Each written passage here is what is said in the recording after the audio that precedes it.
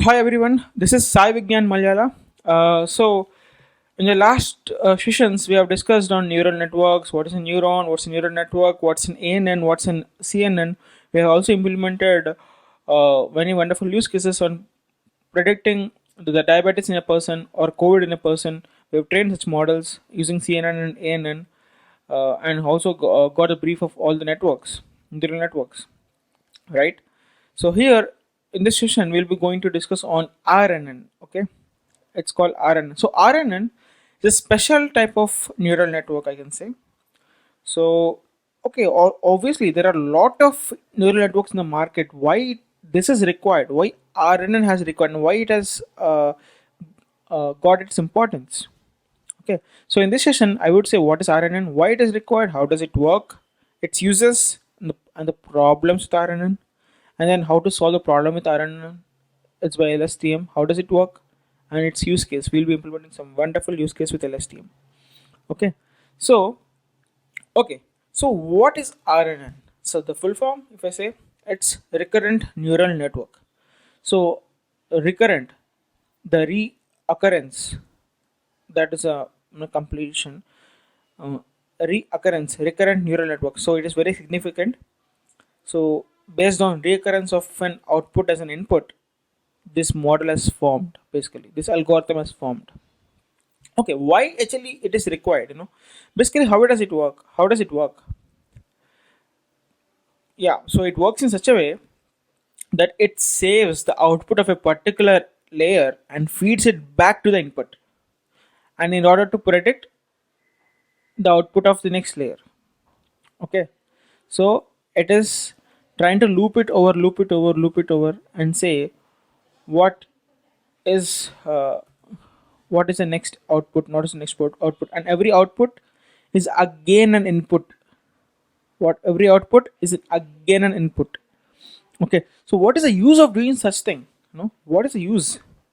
If I say X as the input layer here, H as the hidden layer, and Y as the output layer, the Y output is again given as an input to the X and again trained, right? So here the model is actually becoming time dependent, and even the sequential data problems are resolved here, if you see. Okay, I'll give an example how it can be used. Suppose if I'm training some paragraph, if I say about Raju is a person. So Raju is a good boy. Raju is going to school, and Raju and Ravi both go to school by bus, and Raju is a topper again. So here, if you see, the context is completely about Raju, and Ravi can be ignored actually. It's a small thing about Ravi. Raju is important. And second thing, there are a lot of attributes which are updated in your mind of Raju. If I say Raju is going to school, you say that he's going to school, and he's going to school by bus, and he's topper. So the context is being understood by of Raju only. So when you're training such a thing with the network, you need to give the features of Raju to the network. So you'll be adding one by one, updating no, one by one, all the features. If he says tomorrow that Raju is now 5 years old and his school got over, then we are updating again. Raju is now not a school going guy. He's the next. He's an elder. He's an elder. Okay. Such a way, if you want to train and also update the context, or no, increase the data of the context, such a no approach, if you want to go, you have to use RNN, where your the memory is being stored. Okay, the previous memory of the trained data is being stored. So that is the advantage of using recurrent neural network, RNN. So if you say a specific use case like machine translation, suppose if I convert machine translation problem from Hindi to English, suppose. So in Hindi you may say Sheila अच्छा आदमी है, वो कह रहा था कि अ, सब लोग भी अच्छा होना चाहिए, suppose some random example. Okay, so here if I want to translate this to English, you say she is a good person, and she वो कह रहा था बोले तो what uh, she says everyone should also be good. Okay, so wo is trained as what? She. I have actually trained manually as she. Now I again give one more data. Raju बहुत अच्छा आदमी है, वो कह रहा था कि सब लोग अच्छा होना चाहिए. So here again वो, if I translate to English, it says Raju is a very good person, and wo, he says everyone should also be good.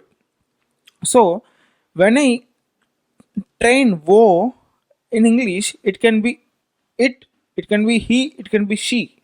But Hindi, wo means it is both she also, he also, it also.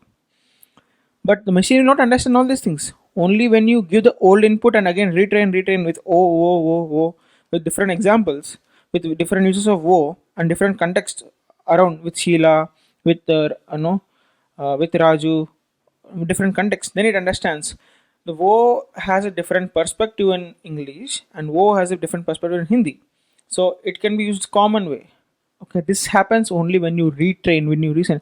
Just like a small guy, small child, if you teach him some language based on number of examples he's trying to learn and updating his language context.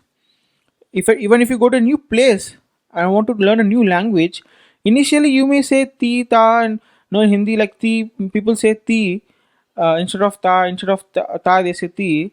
I mean, they don't know where to use ti and ta at the end of the sentence because they don't know the context. But as they learn and update their context, they can understand. Okay, this is different from my language. Hindi is different, and here I can translate as that directly like this.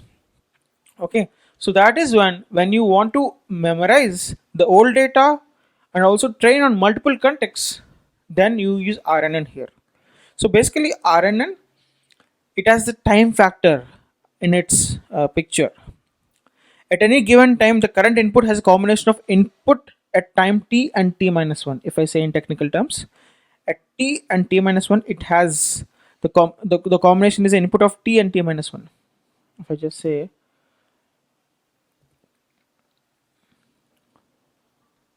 yeah, at every point, it has a context of t and t minus 1. If you see this image, and at the output at any time is fetched back to the network again.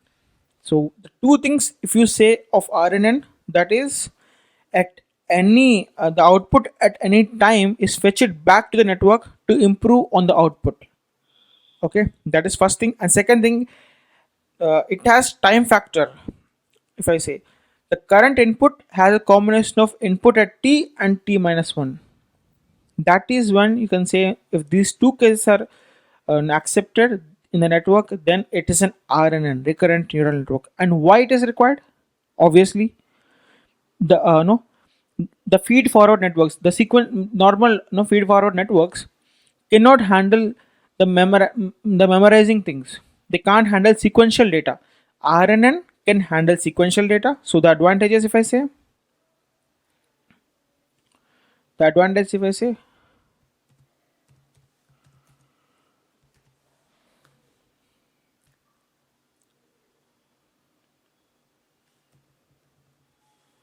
can handle sequential data.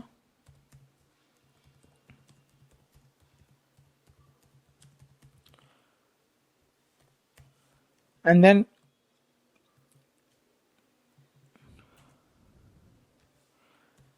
it handles data at different times. Basically, handles current input at different times. Even the old data basically it can handle, and it can memorize previous inputs.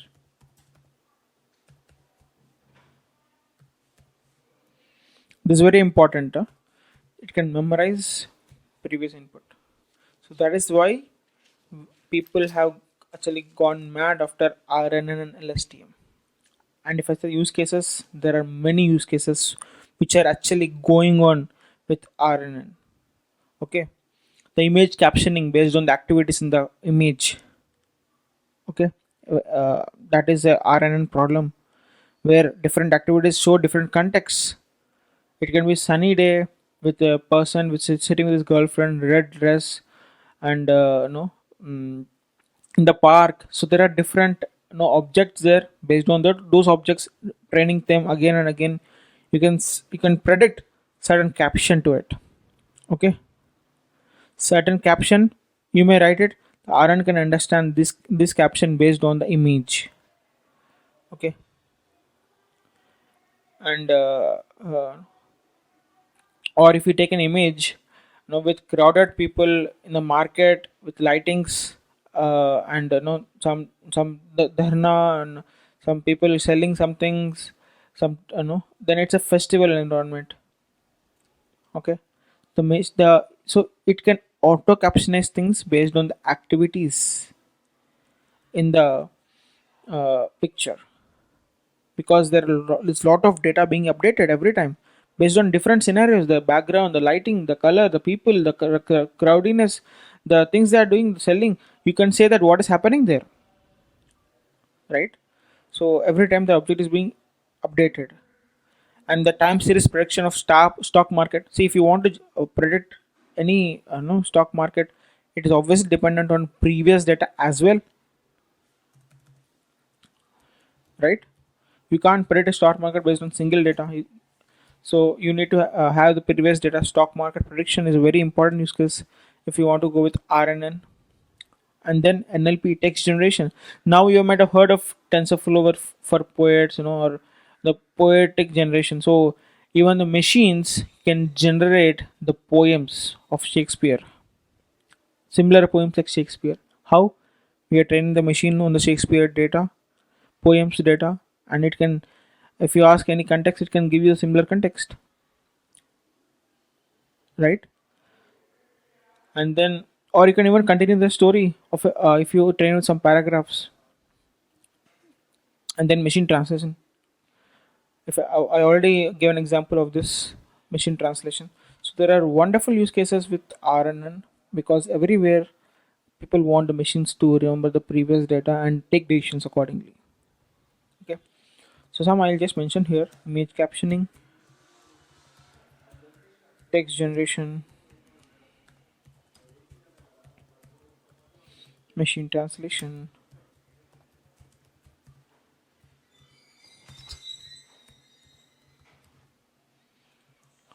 time series predictions,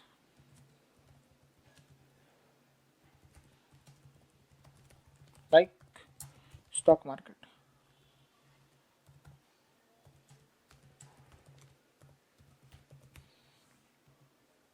Right. So this is how RNN helps us in various scenarios. So we have discussed what is RNN, why it is required, how does it work, what are its uses, right? Um, I can go a little bit deeper. So this is a sample RNN, so that data is being feed it back again and here again. So now, as I was saying, what are its problems? Why people have moved to LSTM compared to RNN, direct RNN basically. It has two problems. It has two problems.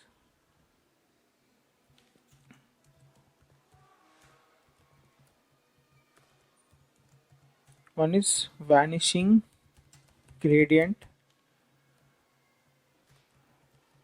and exploding gradient. I've already explained what is gradient in the previous lectures. Um, just go through it. I'll explain what is vanishing gradient and exploding gradient. It's very important. Anywhere now you go, if you say people, neural networks, or even if you know RNN, they ask you these two questions only. If I say, people want you to know these two guys: what is vanishing gradient and what is exploding gradient. Okay, I'll explain that. So in the neural networks, you already know there's a lot of gradients involved, and based on which the maxima, minima, and the training process happens, right? So here, while back propagating the data. So obviously the back propagation is there, back propagating the data. The gradients carry information, okay, needed in the RNN. So the gradients become too small. So if I say this, based on T, the data is being back propagated to retrain and reduce the cost function. If I say in the previous lecture, I've shared what is cost function and what is gradient and everything. So just go through that if you're not sure what it is. Okay.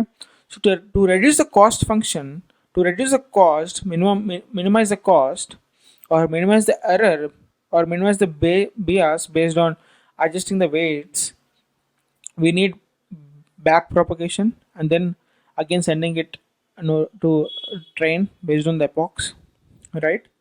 So if I send back propagate, what happens in RNN? It goes throughout the network as an input again, right?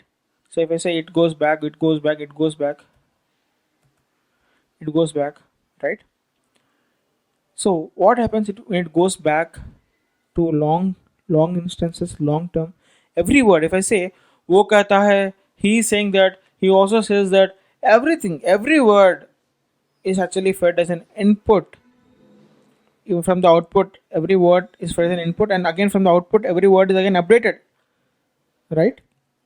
So when it is being back propagated, the gradients which carry information, okay, the gradients become too small, too small. Okay, suppose the gradient becomes too small, it will become like, obviously gradient is what, the dou by dou, right? Dou by dou. So when you do dou by dou, it becomes 1.1.0000000. The gradients become very small and become insignificant.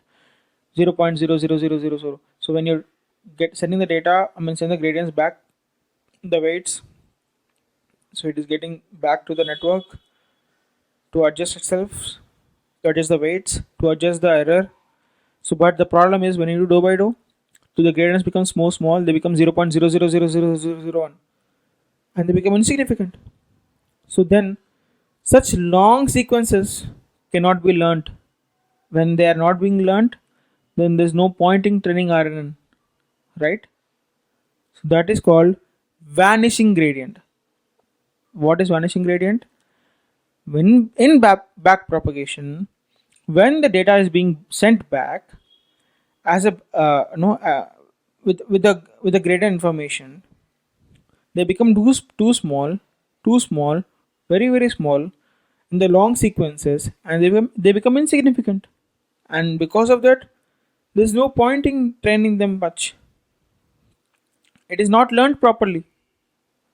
That is why the RNNs have certain issue with vanishing gradient, because the learning isn't happening properly. Okay, so that is the first issue, vanishing gradient. The gradient is slowly vanishing. Second issue, this is more dangerous, exploding gradient. Okay, exploding gradient.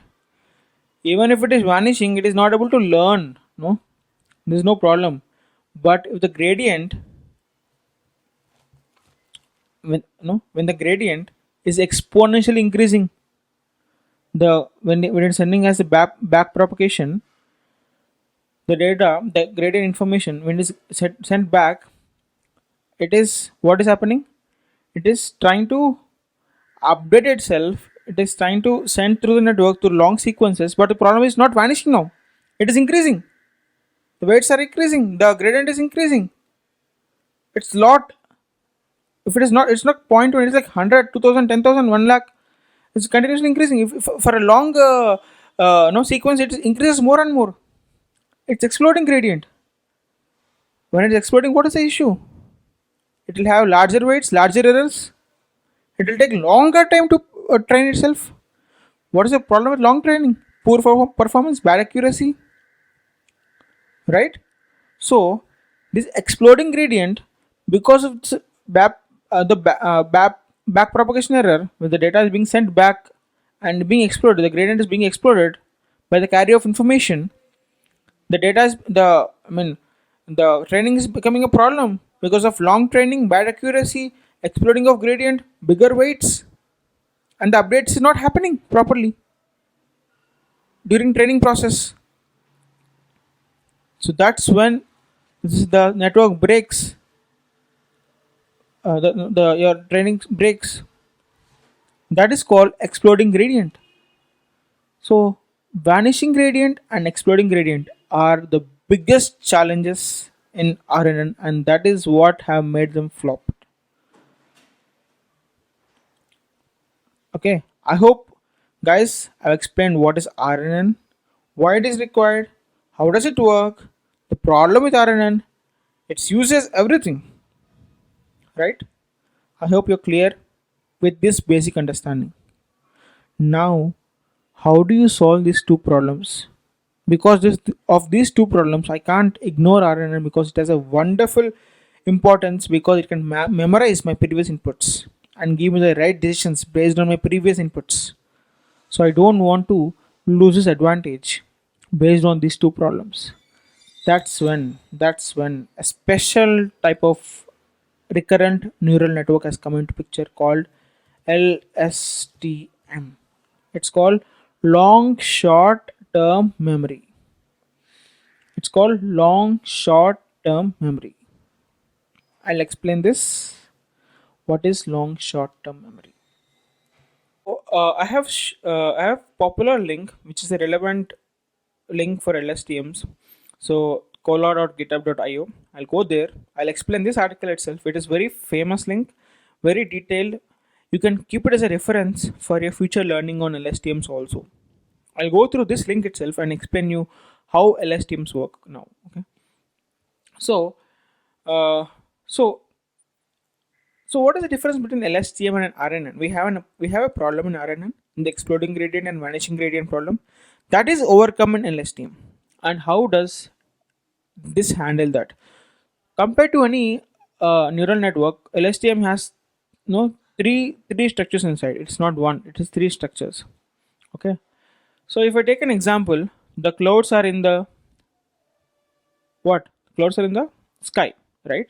So if I take the example, the clouds are in the sky. So sky is the predictable object. So it's easy to say, clouds are in the sky because the clouds are here. Based on this context, I can say sky can be the answer based on my training. Okay, but if I take a sentence like this, I grew up in France and so and so and so I did this that, and finally I ask, I speak fluent what French. How do I get it? Obviously, the context is about France. I have been grown up in France and I did a lot of things in France. So I can say I can speak French very well. Based on the context of France, I can say French as well. I can't say Hindi, I can't say English or Spanish. I can say only French. This prediction comes right when I understand this context. That's what RNN do.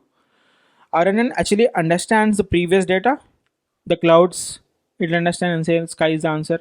The France, it understands and say French is the answer. That's what RNN do. But the problem is how much data can I remember? I just wrote I grew up in France. I wrote a lot of unworthy data, XYZ, OA, something, whatever. And then lastly, after long data, I say I speak fluent what? French. So do I need to remember all the unnecessary data in middle? I grew up in France, etc. XYZ, what to do, etc. And say that if I ask French, do I need to remember all the unnecessary things? I just need to remember France, and then based on this word or this context, I should be able to say French. But the problem is RNNs have long dependencies. Because of long dependencies, they are having issues. So now LSTM it says, "Oh RNN, you are useless. You are unnecessary remembering everything." LSTM say, I am better than you. I need not remember everything. I remember only what relevant recent information only. Okay. So what is LSTM? They are similar to RNNs, but they only remember relevant information. They don't remember anything else compared to RNN. That is how, by remembering only relevant information, it is able to train faster, compute faster. It is able to overcome the vanishing gradient problem, overcome the exploding gradient problem. Okay, that is how it is lot better than LSTMs.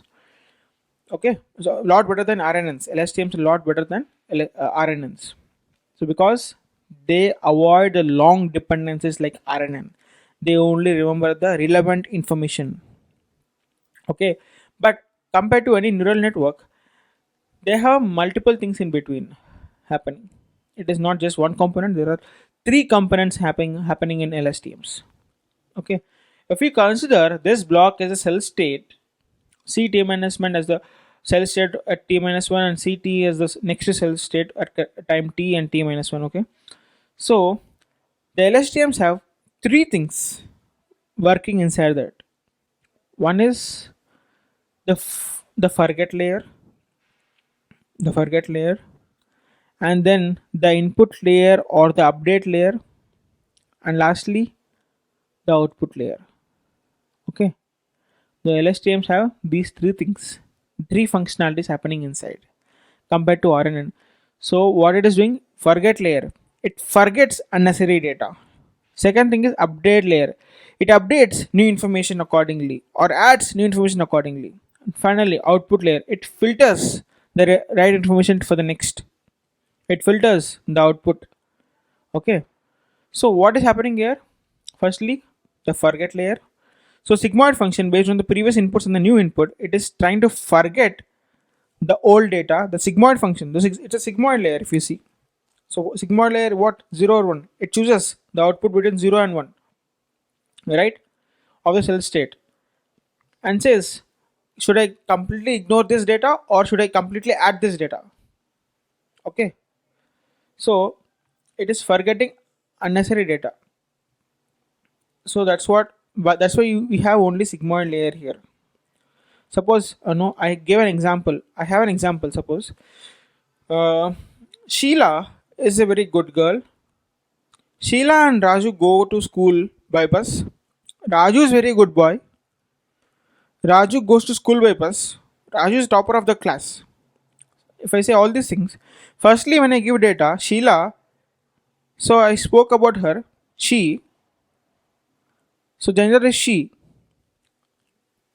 Sheila is a very good girl. She goes to school by bus with Raju, and I say about Raju. Raju is very good boy. He is the topper of the class. He is a very good student. So, firstly, the gender was about Sheila. The subject was about Sheila. Gender is she. But now, currently, I am speaking about Raju. The gender is he. I need not remember Sheila, which is she. The gender has changed. The gender is he now, right? So the forget layer understands that the subject has changed from Sheila to Raju now. So the gender has to change from she to he. Okay, don't take it wrong way. I'm just speaking it via the context. So it has, what it is doing. It is trying to forget unnecessary old context and consider only the new context of Raju. That is what LSTM is doing in forget layer through the sigmoid layer. Okay, if you see the function, the same thing. st minus 1 into xt, the old data into the new sentence with the weights, so and the no and the bf with the sigmoid function. Okay, choosing what to forget. And next is what I said, update layer. Three things. First is what, forget layer and the update layer or the input gate layer. So it has again two things, the sigmoid and the tan h. So tan h is between minus 1 to 1, sigmoid 0 to 1. So here what it is trying to do, the LSTM using this layer, it is trying to update the information of the current subject or add new information. So I was speaking about Raju. Raju is very good boy. He goes to school by bus. He is the topper of the class. He is very intelligent. Suppose so. All the old new data of Raju, intelligent, uh, topper of the class. These are all the new data of Raju. So those things should be updated of on the Raju's features. So that is happening through tan h and sigmoid. So where the sigmoid is considering what to update and the tan h layer is considering what to add. So sigmoid is what to update. What should I update now? What data? And tan h, is there any new data adding on? Raju goes to school by bus, and Raju and something else also. So what new data has come into picture? New data and updating. That's what happens in this layer, update layer, or update and add layer, or input get layer. Okay, and then they are merged here. Then they are merged here. The forget layer is merged here to the cell state, and the update layer is merged here to the cell state. C minus 1 is old cell state. CT minus 1 is the old cell state, and the forget layer is merged here. The update layer is merged here to the new cell state CT. Okay, and then what? There's one more layer. If you see here, the third one. So what is this? The output layer. The output layer of the LSTM. So here again we have sigmoid followed by the multiplication of tan h. Okay, so firstly what we are doing in this layer is we are filtering out the required data. Sigmoid again is 0 to 1, right? So it is here we are filtering what data should be sent as an output. Okay, is everything need to be sent or not? Okay, so maybe like there will be some data, unnecessary data, some data may be relevant, maybe the gender or singular, plural, all these things might have been updated of Raju. So he says they go to school by bus. So the data has been become from singular to plural. So that is an relevant information. So it passes through it and multiplied with the tan h function, the filtering from -1 to 1 only will be sent to this parts of cell state. So basically this output layer is a filtering layer of the input. Okay, filtering layer of the input.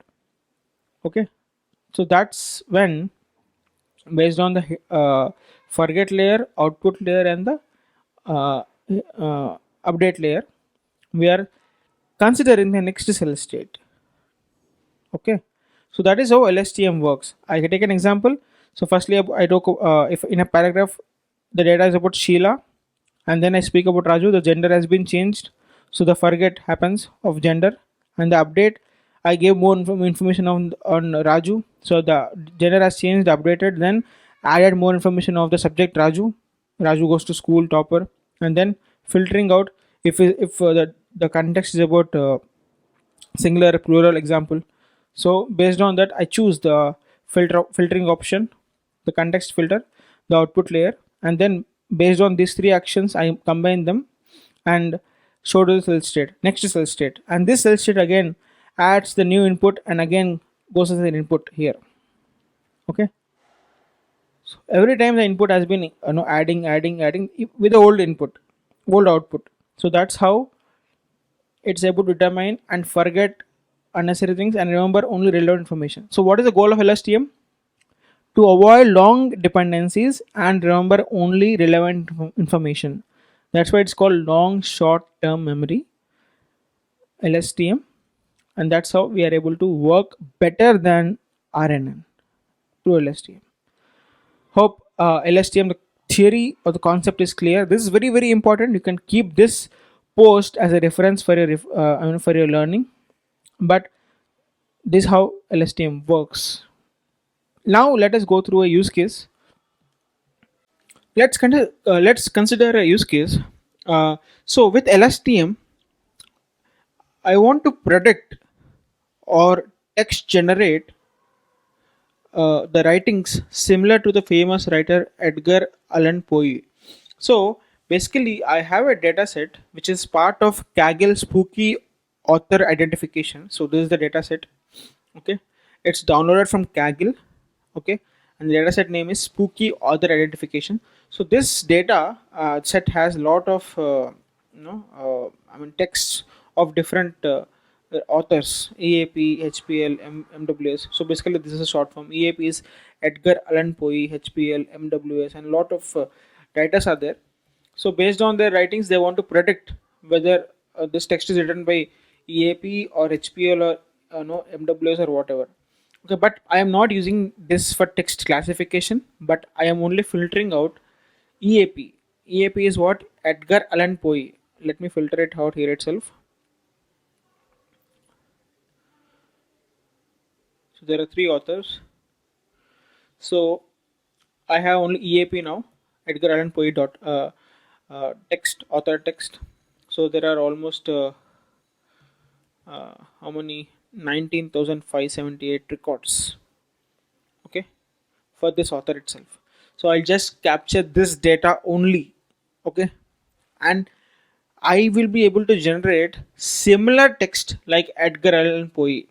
So if you read that text, you will say, you may say that, this is exactly maybe or written maybe written by Edgar Allan Poe only. Okay, maybe he might have written this text, but actually this is the I will be generating text which is written by machine based on giving this input data.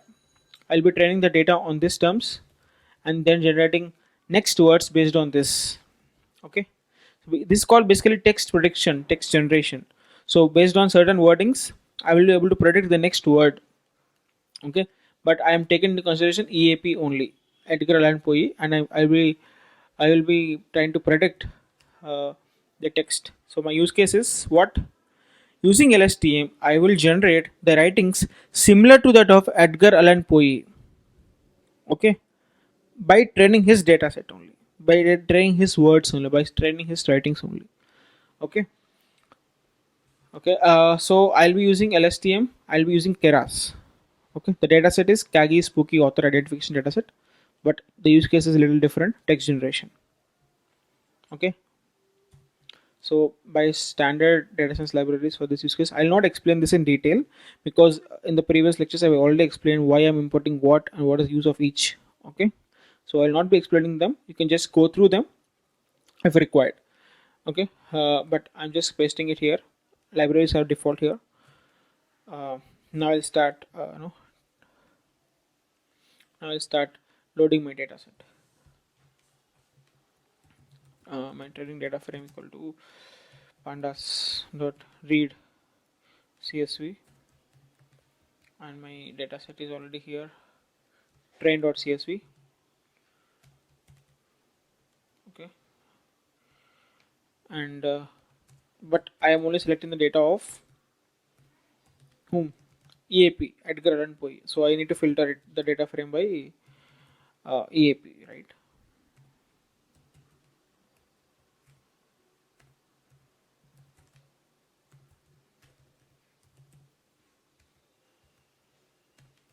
EAP. I just take that text.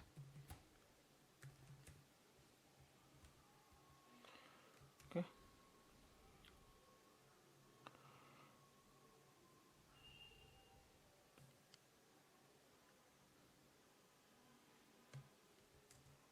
Yeah. So now my data set is this author. I have only text of EAP 19,577 with 19,578 records, as we already seen in the CSV.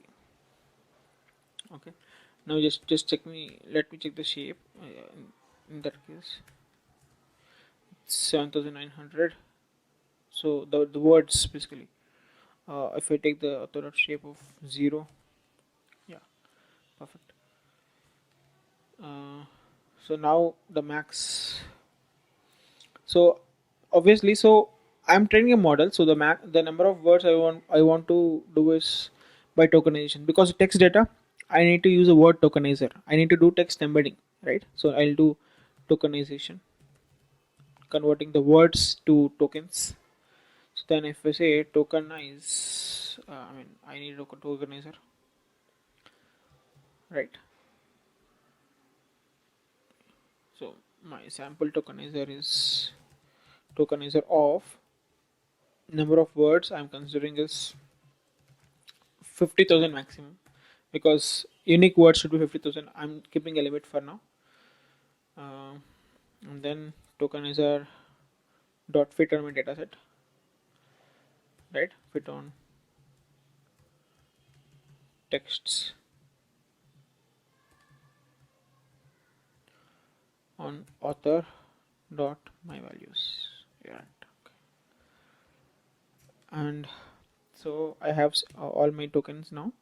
I'll just show it in sequence, because we need to know what is this token. This is 1 or 0, 1000, whatever. So sequences equal to tokenizer dot text to sequences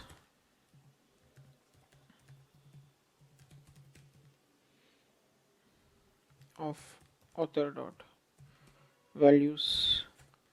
Okay, so what I did now, I did tokenization. So basically I'm converting these words into tokens. So every word is a different token. So if there are 10,000 words, 10,000 tokens, whatever. So if a word is repeating this, then it has a specific token. So I just took maximum 50,000 words to tokenize, and then fit on text, then the sequences, because I need to print the sequences accordingly, right? If I print my sequences now, top 5. So these are my top 5 sequences. 19 to 39 80 is my first sentence, 0th sentence. Okay, so just took my top 5. We have sequences ready. Now I'll just do flattening of it.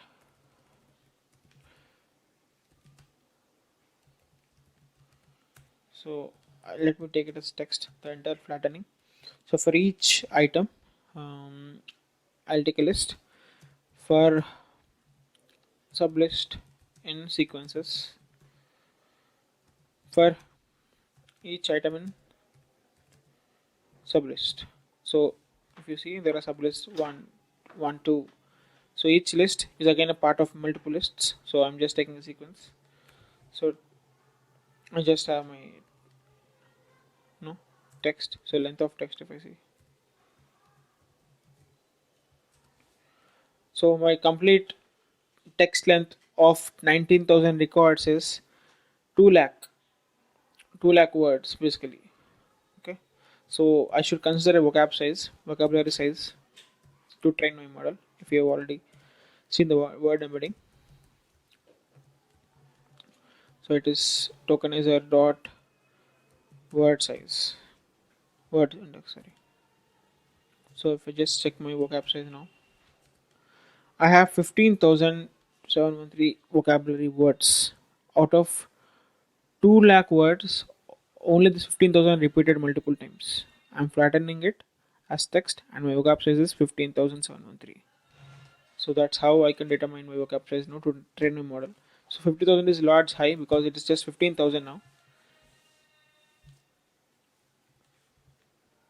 So now, based on some 19 words or 10 words, we can predict the next word.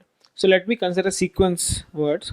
So if I take 5 words, I should be able to predict my 6th word. If I take 10 words, I need to predict my 11th word. So let me take a number of words to train on. So what I'm doing is I want to train 19 words to predict my 20th word. Okay, so this is the way my what we say my model will take every 19 words and take the 20th word, again 19 words, 20th word. So it's like taking a window size, no, 19 19 19 and next word, next word, next word. So that is how it is trying to predict. So I've just taken a random number as 19. Okay, and I'm trying to predict the 20th word. So 19 is 20 because for faster training, because if I take just 5 or 2, it's like it takes more time. So 19 is fine enough. Yeah, so let's continue. Model dot, let us do model dot compile.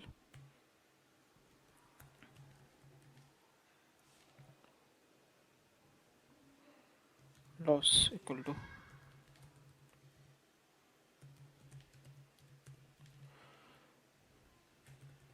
so previously in the last lectures we have discussed about binary cross entropy.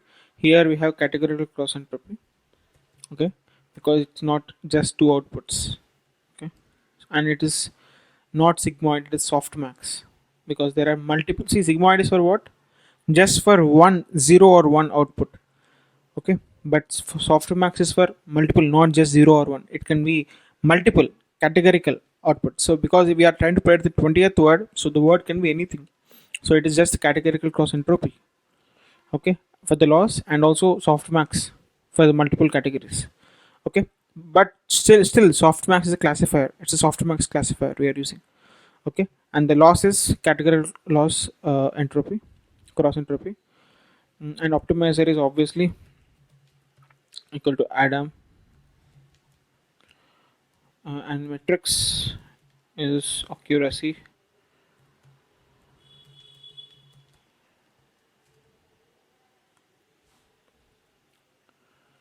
I think it got I think it got stuck. Just a minute, I'll just run it again.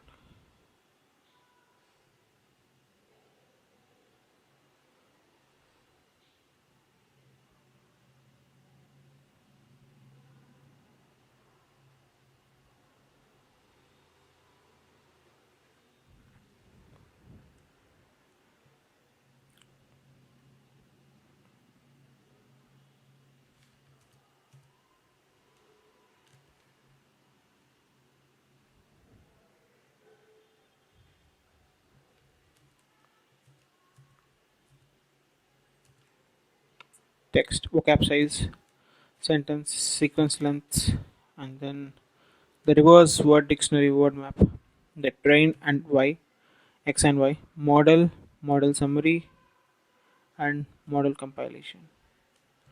Compile is missing one argument. Optimizer. Okay, fine. Yeah, and model dot fit. So we have np dot array.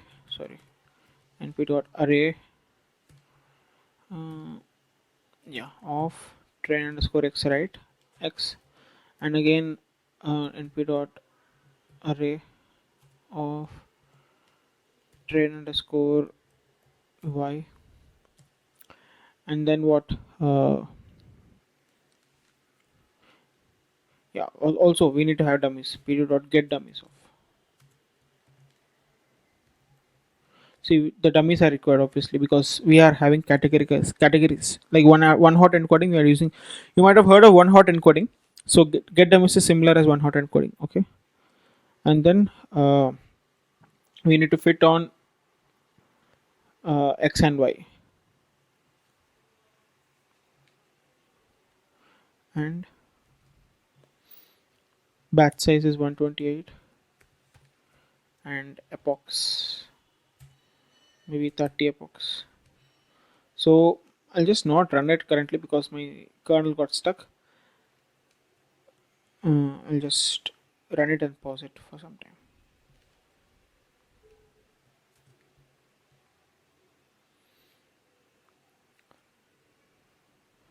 Thing is, it's running. It is not having any error. I just interpreted using keyboard. Okay, but I have a model already saved, so I'll just do that. Model dot uh, load weights. Okay, I have a model already saved here. I'll just use the same model instead of using any other things. I'll not waste time in training currently for now. So I will load it. Okay, so actually my model has been trained and loaded now. Okay, so I just need to now test it. See, I'll just do a summary before I go further. So what I did till now, I wanted to predict or generate text similar to the writings of Edgar Allan Poe. So I will import to my libraries, and then I have read the train.csv. I have filtered using EAP. I got my text. Then I have tokenized it. Okay, to I mean text to numbers, and then I just printed it, and then I seen my text no vocab size, so it is only 15,000, but I have given maximum 50,000, so it is fine, and my complete text words are 2 lakh. So vocab size is different from no total text. Total text is how many sentences are there. Vocab size is there might come in 100 sentences, but I'm considering only once. Okay, so vocab is of the is not 100, it's one. Okay, and sentence length I'm trying to predict the 20th word based on 19, so I'm having a sliding window and I'm doing the sequential operation. I got my sequence, and then I have implemented my uh, model, I mean sequential model. So where I have my embedding layer firstly, an LSTM layer secondly, and then the dense layer, thirdly dense layer, and then I have used softmax function to get my categories, and model.compile, model.fit, and then I have trained my model, and now I have my models loaded. Okay, so I have my function ready to predict. So instead of rewriting it, I save time to just do the prediction operation. So this is my generate function. So I just have a model ready. I just input my model. So generate text of my model, comma, sequence length is uh, 50 and max length is 20. So sequence is what?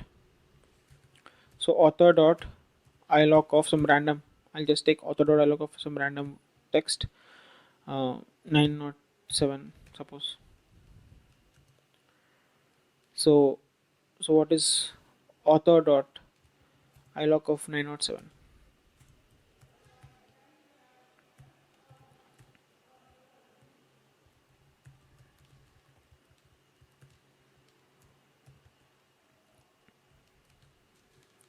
Yeah.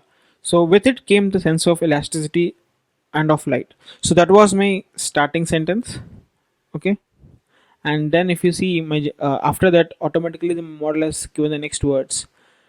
With it came a sense of elasticity and of light, who indulge in the snore crackling times presented an altitude of so me epoch so. So this, if you see, this wordings actually seems similar to that of EAP to a certain extent. Based on a training, we have bought it to some extent. Based on improvisation of training, it will improve more lot. Okay, let me take some other example. Maybe some other thousandth line.